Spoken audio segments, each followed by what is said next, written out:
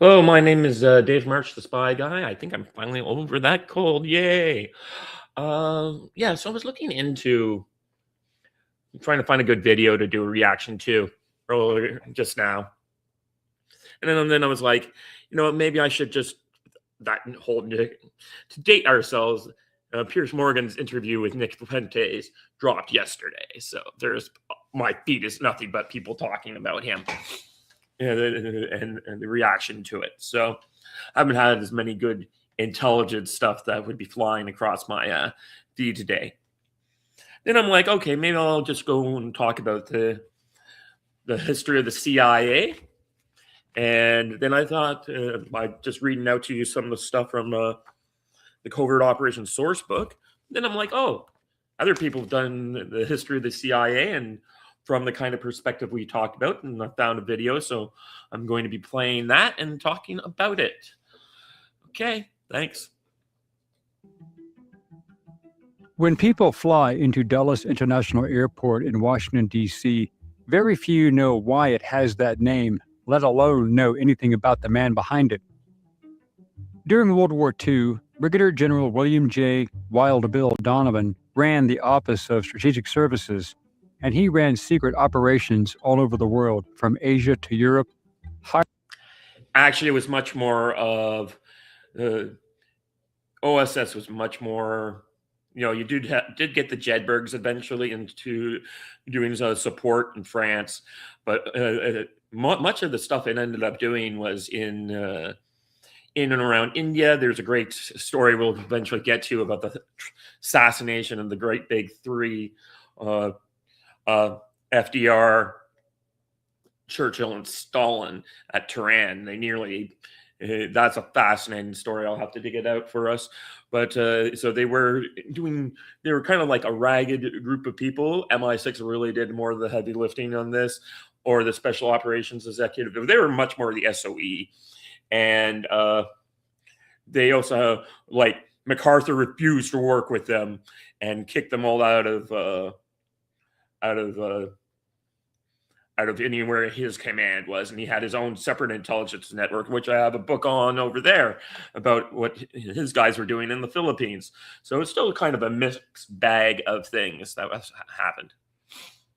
Hiring and recruiting civilians and active duty military as covert operatives. The experiences of the OSS saw the need to create a specialized organization that could handle intelligence gathering and covert operations with plausible deniability. The successor of the OSS. It's not really just that. I can augment a little bit with what Prados wrote in his book. So at the end, during the OSS never truly became a national intelligence organization. Indeed, some lampooned, saying that the real meaning of the abbreviation was not, it was oh so social, just because they recruited really heavily out of like the Harvard and Yale and all those higher universities. At the end of in September of 1945, they were demobilized. The analytical components moved over to the State Department, where it languished, while the espionage and operations component became part of the Strategic Services Unit within the War Department. It goes like through 3 or 4 names before it finally gets labeled the CIA. OSS, the Central Intelligence Agency, continued that legacy with very mixed and controversial results. Who was Allen Dulles? How did he become the first civilian CIA director? What was his record as director? Did he commit crimes against the U.S. Constitution and international law? Hello, I'm Colin Heaton, military veteran, historian, author, and welcome to this episode of Forgotten History.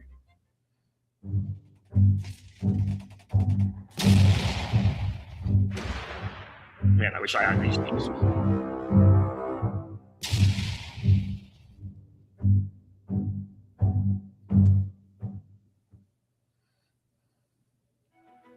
Allen Welsh Dulles was born on April 7, 1893 in Watertown, New York, and he, along with his older brother, John Foster Dulles, served as President Dwight D. Eisenhower's Secretary of State. There are also Calvinists. I don't know if this guy will get into that, but the Calvinist faith is a very weird group of Christianity, which gives to like only a certain amount of people are going to get into heaven. And because of that, it leads to people being very believing that they're the select, the elite. If they're the ones, and if they're not, then they can get away with a lot of atrocities because they're not one of the select elite that will get into heaven. I'm an Anglican. I do not like Calvinists. Their family had a long history of government service. His younger sister, Eleanor Lansing Dulles, became a diplomat. His maternal grandfather, John W. Foster, was Secretary of State under President Benjamin Harrison, while his uncle, by marriage, Robert Lansing, was Secretary of State under Woodrow Wilson. Dulles graduated from Princeton University and joined the State Department as a diplomat in 1916. Dulles was first assigned to the U.S. Embassy in Vienna, Austria, but was then transferred to Bern, Switzerland, along with the rest of the embassy staff just before the U.S. entered the First World War. Dulles would have known Woodrow Wilson's plan to get the U.S. involved long before he requested a declaration from Congress. Dulles claimed many years later that while in Bern, that he was called by Vladimir Lenin, who wanted to meet with him on April 8, 1960. Yeah, I was wondering if this was going to be covered because it is fascinating. Allen Dulles always made it his policy to make sure that he would meet with anyone who would see him after this encounter. 17, the day before Lenin left for St. Petersburg aboard a German train. It is believed that the meeting took place. Surviving the Spanish flu, Dulles attended the American delegation at the Paris Peace Conference, along with his brother John. Afterward, he was assigned to the U.S. Embassy in Istanbul, Turkey, and he helped expose the Protocols of the Elders of Zion as a forgery in 1921. Thank goodness.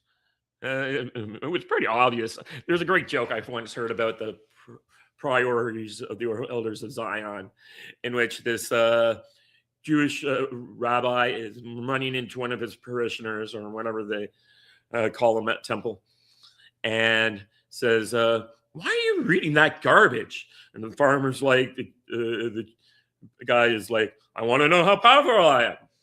I like to read about how powerful I am.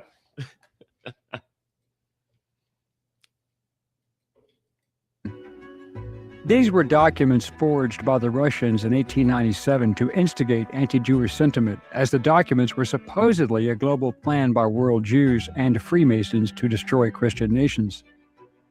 It was published in all the Allied newspapers, and even well-known anti-Semite automaker Henry Ford's private newspaper, the Dearborn Independent, used them as proof of a Jewish threat.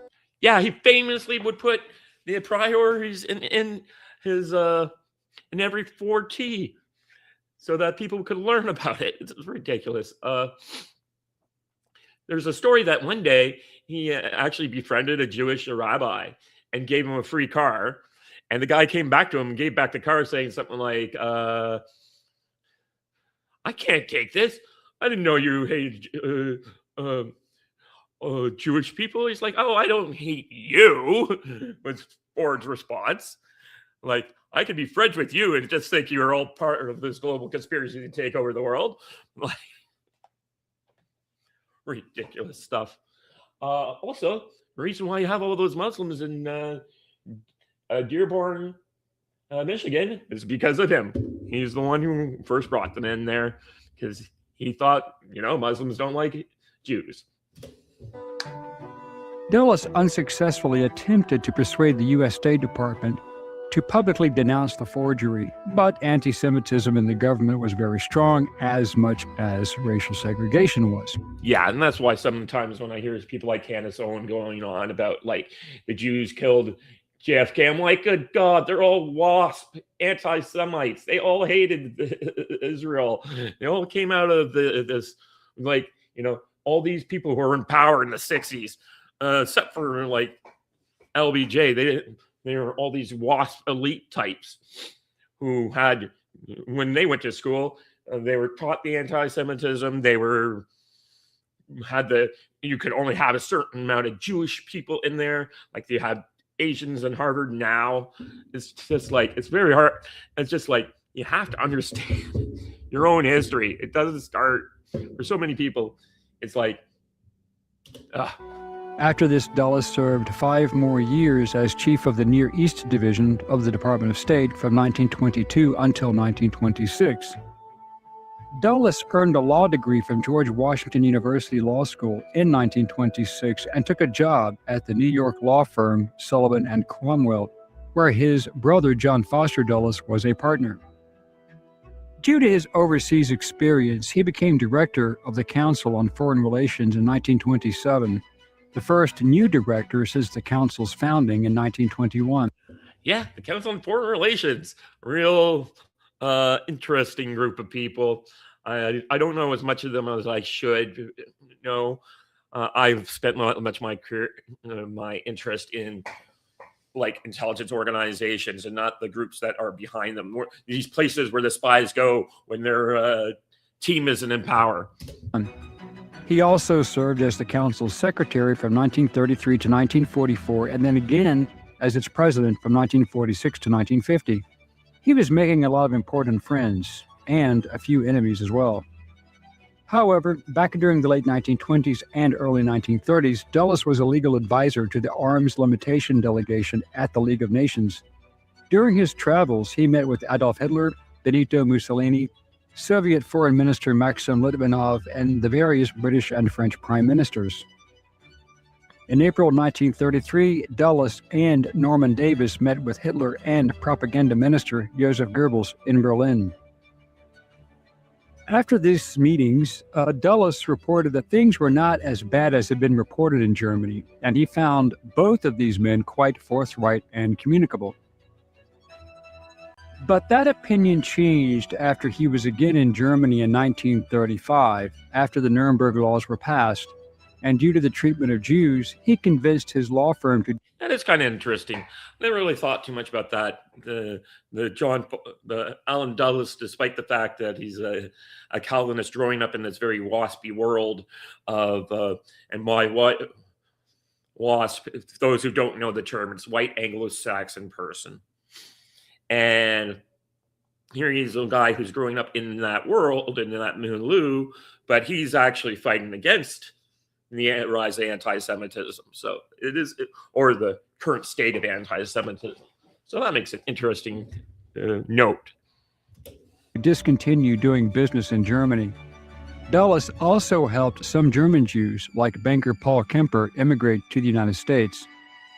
As World War II in Europe was entering its second year and the Japanese Empire had stormed through China and began assaulting Asia proper, Donovan brought Dulles into the OSS stationed in Europe, and on August 12, 1942, he was headquartered in Bern, Switzerland once again. Dulles had made many contacts while in Europe, many of which were members of the various resistance movements. That was his value. His first primary contact was Austrian Catholic priest Heinrich Meyer. Meyer had intimate relationships with many scientists, designers, and engineers, and was able to provide Dulles with military intelligence on new weapons such as the V-1 and V-2 rockets, the Me-262 jet, and the Me-163 rocket fighter development, as well as details on the Tiger I, and even the new U-boat designs such as the Type 9C and others. Very interesting. Yeah, the fact that he was able to get that kind of network going and learn all these interesting things about what was going on in the background. I mean, he's the first CIA chief for a reason, and he was able to deliver.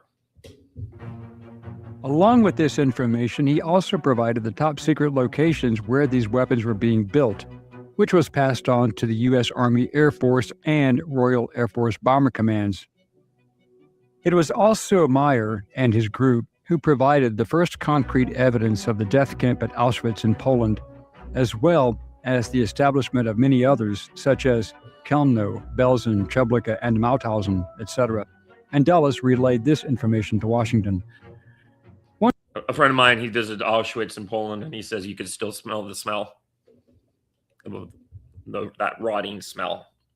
to this day. One of Dulles' best contacts was head of the Abwehr, German intelligence, the anti-Nazi Admiral Wilhelm Canaris. Canaris fed incredible information to Dulles through their mutual contacts, including German strategic plans, operational objectives, such as Hitler's plan for Operation Citadel, which developed into the Battle of Kursk. All of this information was passed to the various allies, including Stalin, who was at first, early in the war, reluctant to believe any intelligence that he received. Regarding the Battle of Kursk, yeah, we'll get into the Red Orchestra eventually. I've talked about it in the past, but yeah, there's a lot of the weirdness and problems with Stalin. He really was super paranoid and really believed that the West was going to to right up until the end. He was convinced that we were going to side with the Germans at the end, like Patton wanted.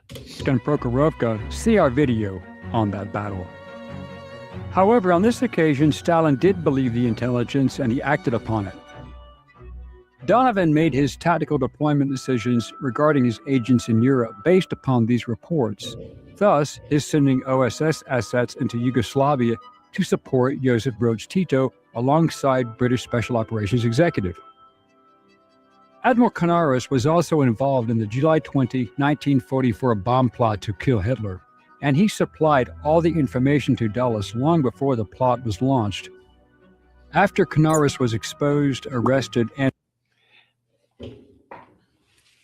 that is definitely a situation there I didn't really realize before that Canaris was getting that information, because Churchill's in when the coup was, none of the coup plotters knew how to get who were involved in the plot were in any kind of position to negotiate once even a partial surrender of the forces under their command.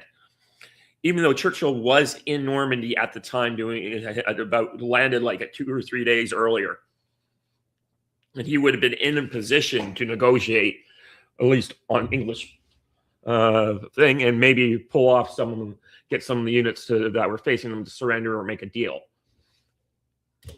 And later executed, Dulles' internal intelligence sources virtually dried up. Dulles was also well informed on Hitler's wavering decision to kidnap Pope Pius XII, as well as the College of Cardinals, to use as a bargaining chip. See our video on that operation.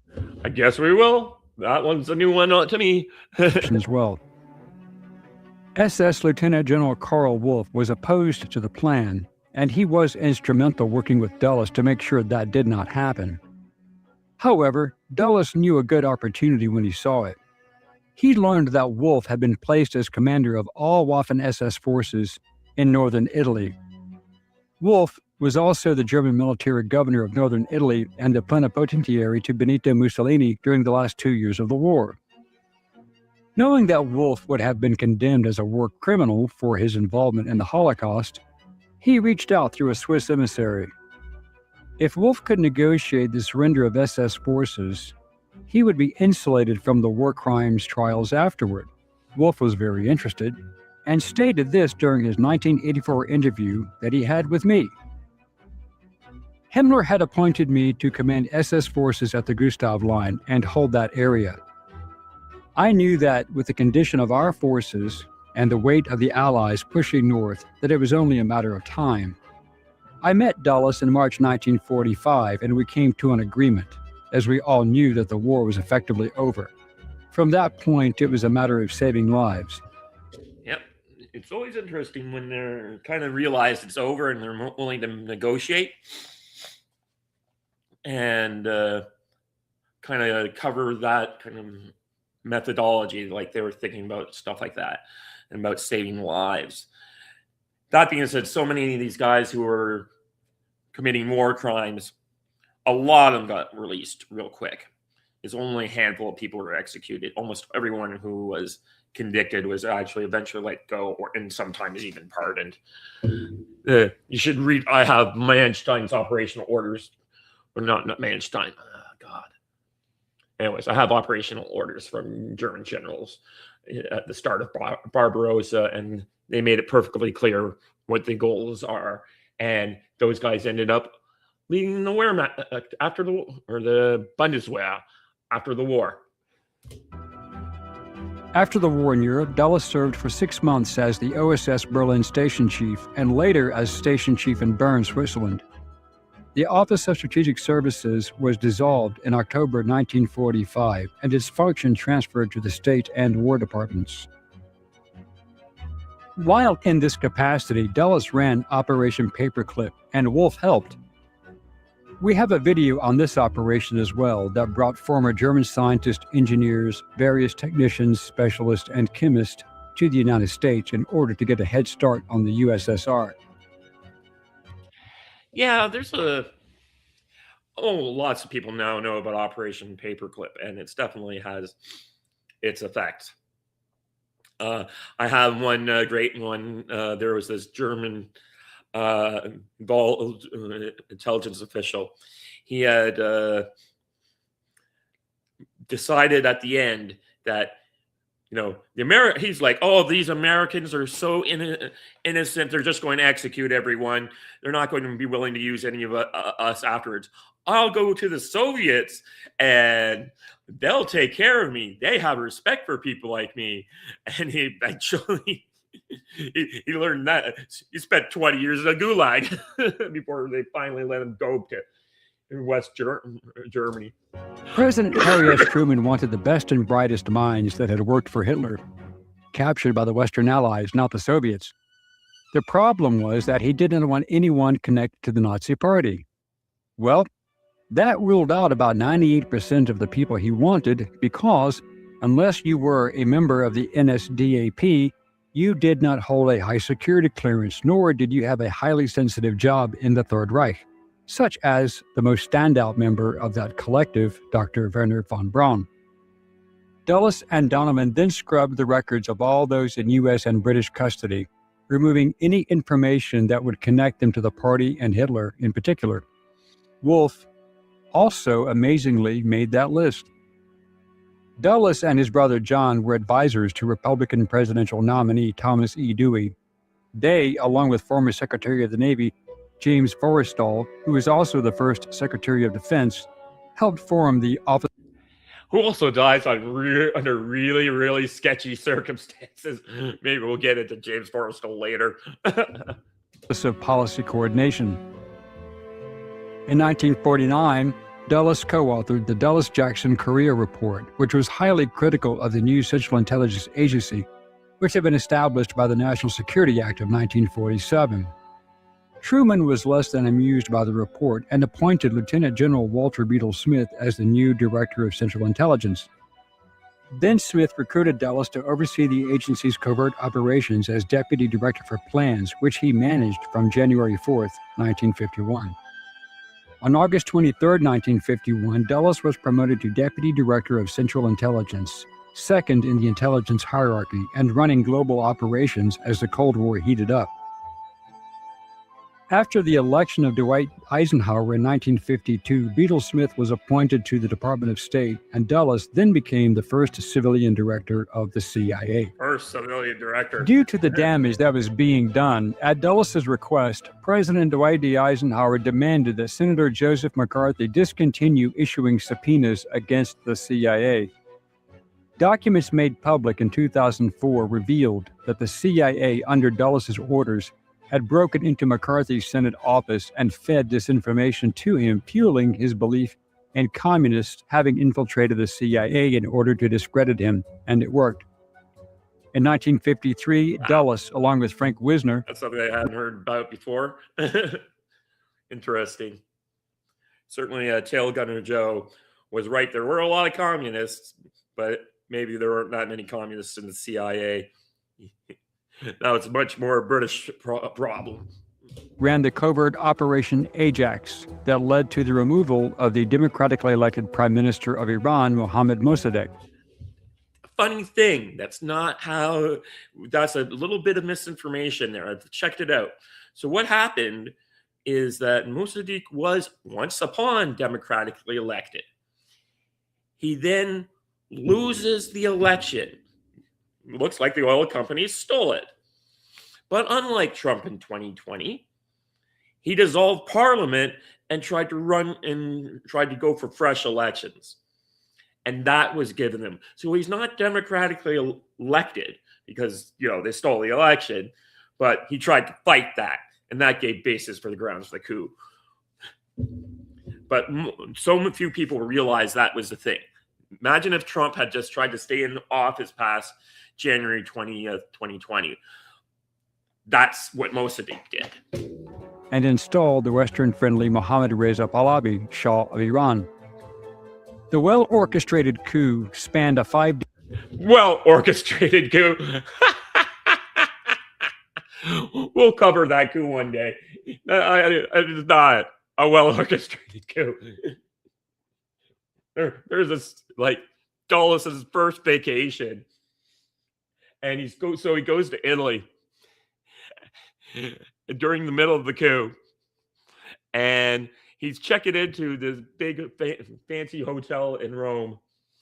And guess who is and then he noticed the person standing next to him who it is. So he calls up the CIA and complains. And the guy running the coup gets a message from his boss saying, "You have any idea who Alan Foster Dulles just ran into in the hotel lobby?" And the guy's like, "I don't know. The Shah of Iran, you idiot." Day period from August 15th to 19th, 1953, when the CIA, along with Britain's MI6, masterminded the coup to maintain control over Iranian oil and to prevent Tehran from falling under Soviet influence after World War II. Due to information regarding the relationship... Fun little part, fact, at the end of World War II, Persia is divided into a Soviet and Western zone. This is because of the invasion in 42 or 41 maybe. Anyways, yeah, I'll have to double check when they do the split. The Soviets didn't want to leave, like they didn't want to leave North Korea or North Vietnam, but Truman played hardball because the Soviets didn't have a nuke yet. And he said, if you don't go, we're going to nuke your forces. In the Soviet, you need to leave as per the agreement because otherwise we're going to nuke you. And Stalin did not like it, but he left. Between the two nations, it was feared that the Soviets planned a takeover of the country following the nationalization of the Anglo-Iranian Oil Company by Mossadegh. On August 18, 1953, Dulles met with the Shah while on vacation in Rome, and the two met at the Hotel Excelsior while checking in.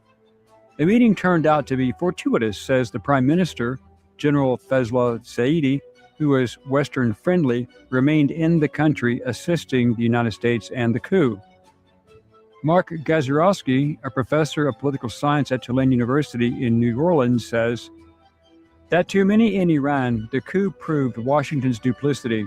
The United States, which portrayed itself as the guardian of freedom, was seen as resorting to nefarious means to get rid of a democratically elected government to suit its own strategic interests. Author Stephen Kinzer stated, "The 1975 revolution was a long-term effect of the increasing repression from the Shah, who came to power as a result of the coup.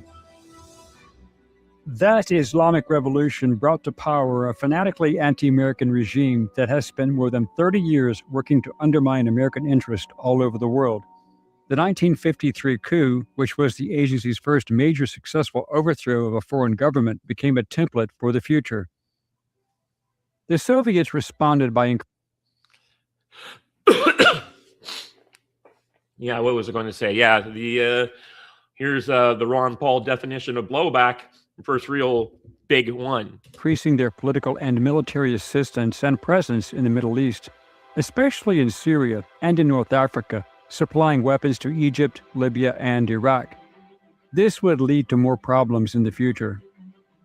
For decades, the United States denied playing any part in the Iranian coup, but that position ended in 2009 when President Barack Obama acknowledged Washington's role. In Britain, meanwhile, The government-funded BBC provided details in 2011 of how it broadcast anti-Mossadegh programs to undermine his government. Yeah. Governments finally acknowledged what people had been writing about in the freaking 70s, right after the coup. On March 30th, 1949, Syrian Colonel Husni al-Zaim, in a bloodless coup d'etat seizing power from President Shukri al-Quwatli, with Western approval and support from James Hugh Keeley Jr. and undercover CIA officer Stephen J. Meade. Zaim then enacted policies that benefited both Britain and the U.S., such as the construction of the Trans-Arabian Pipeline on Syrian territory and banning both the Communist Party and Islamic extremists, as well as signing an armistice with Israel. But Zaim did not last long because some of the officers who were involved in al-Zaim's coup, such as Adib al-Shishaki and Sami al-Hinawi, staged another coup 6 months later in August 1949 and had their friend al-Zaim tried and executed by a firing squad. Due to Dulles' fear of a communist takeover, he approached President Eisenhower, and an estimated $3 million in bribes were paid to facilitate the assassinations of Abdel Hamid al-Sarraj, head of military intelligence, Afif al-Bizri, Army Chief of Staff, and Khalid Bakdash, leader of the Syrian Communist Party with MI6 assistance. The operational plan by the U.S. and UK intelligence agencies would fund a Free Syria Committee and supply weapons to paramilitary troops, including the Muslim Brotherhood. Yay! Well, remember, sometimes the Muslim Brotherhood are the good guys. Syria would be made to appear as the sponsor of plots, sabotage, and violence directed against neighboring governments. These provocations would serve as the pretext for an outside invasion led theoretically by the Kingdom of Iraq, but that plan failed. Dulles was also instrumental in the CIA-led coup, codenamed Operation PB Success, that removed President Jacobo Arbenz Guzman of Guatemala in 1954 and installed a more reliable and user-friendly government. Dulles and the CIA were chastised for not being all on the behest of Big Banana. aware of the Soviet launch of the world's first satellite, Sputnik, on October 4, 1957 by the Soviet Union. Eisenhower was less than amused to learn of the fact from the news media, information supplied by the Kremlin. U.S. Air Force General Curtis E. LeMay, then commander of Strategic Air Command, stated, "Dulles was not impressing me. Never did. His brother John Foster Dulles was another Ivy League asshole who really needed a day job." God, you gotta love Curtis LeMay. Bombs away, LeMay. Really identified these people. And I never really thought much of him either. Yet Dulles' ego overrode his common sense when he decided that the CIA could handle the 1961 Bay of Pigs operation to oust Fidel Castro using mercenaries, giving the USA plausible deniability. See our video on the... Oh my God. They should have scrubbed that whole entire operation the minute Kennedy stopped supporting it. But they just went ahead and did it, and they allowed it to become all so embarrassing. Bay of Pigs for more information. President John F. Kennedy reportedly said he wanted to splinter the CIA into 1,000 pieces and scatter it to the winds. However, following a rigorous inquiry into the agency's affairs, methods, and problems, Kennedy did not splinter it after all and did not recommend congressional supervision. Instead, Kennedy transferred the CIA to the Department of Defense under the close supervision and control of the Joint Chiefs of Staff, which would also report on CIA plans and operations to the president. The CIA took... That didn't last long, but there was definitely a lot of stuff that happened. Especially, I was talking yesterday about what happened in Vietnam with when they took over, the Special Operations Command took over and ran things that the CIA, because the CIA was screwing up so much. Took the public hit for the failure, but Kennedy did not go unscathed. The one spot that shined where Kennedy was concerned was Dulles' great relationship with Lockheed, as they worked with designer Kelly Johnson and his Skunk Works on developing the U-2 spy plane. On November 28, 1961, Kennedy presented Dulles with the National Security Medal at the CIA headquarters in Langley, Virginia. The next day, on November 29th, the White House released Dulles' resignation letter, and he was replaced by John McCone. After the assassination of John F. Kennedy in November 1963, President Lyndon B. Johnson appointed Allen Dulles as one of the 7 commissioners of the Warren Commission to investigate the assassination. Some historians later criticized the appointment, noting that Kennedy had fired him, so he was unlikely to be impartial. Impartial? He's been hired by my theory. I got this from a guy named Mark Ribert on America's Untold Stories, but he really lays out the claim that LBJ is the one who had JFK killed. And you can look at their show for more of that kind of stuff. But like, they were getting ready to drop him from the ticket and have him arrested on a bunch of corruption charges.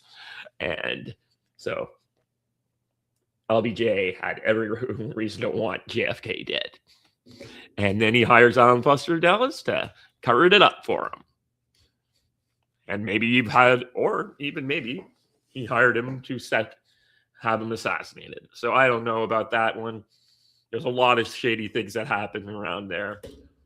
In passing the judgments charged to the Warren Commission. In the view of journalist and author Stephen Kinzer, Johnson appointed Dulles primarily so that Dulles could coach the commission on how to interview CIA witnesses and what questions to ask, because Johnson and Dulles were both anxious to ensure that the commission did not discover Kennedy's secret involvement in the administration's illegal plans to assassinate Castro and other foreign leaders. Ironically, Attorney General Robert F. Kennedy, the president's brother, also urged Lyndon Johnson to put Allen Dulles on the Warren Commission to mask the discovery of Kennedy's clandestine involvement in Cuba. Despite his successes and a few failures, Allen Dulles' character was always being called into question, and despite being married to Martha Clover Todd since 1920 and having 3 children, he was less than faithful. According to his own sister, Eleanor, Dulles had at least 100 extramarital affairs while in Europe, including many while as director of the CIA. He was apparently having several affairs while overseeing the Project MK-Ultra mind control program. In 1966, Princeton University's American Whig Cliosophic Society awarded Dulles the James Madison Award for Distinguished Public Service, and Dulles published the book, The Craft of Intelligence, in 1960. I got it around here somewhere. Craft is a very interesting book. We'll get a little bit into that later, and how he said it was next to impossible to keep secrets in there in that situation. So what do? We flood the zone. 1963, and he edited Great True Spy Stories in 1968. Allen Welsh Dulles died on January 29, 1969 of influenza complicated by pneumonia at the age of 75 in Georgetown, D.C., and was buried in Greenmount Cemetery in Baltimore, Maryland. Thanks for watching today's episode of... Yep, thanks for this. So this will be a new resource along with other things that we can watch whenever I can't find something more current, because I want to be... Oh, look at that! That's an interesting person to have on your list of Patreons. One Thomas Massey.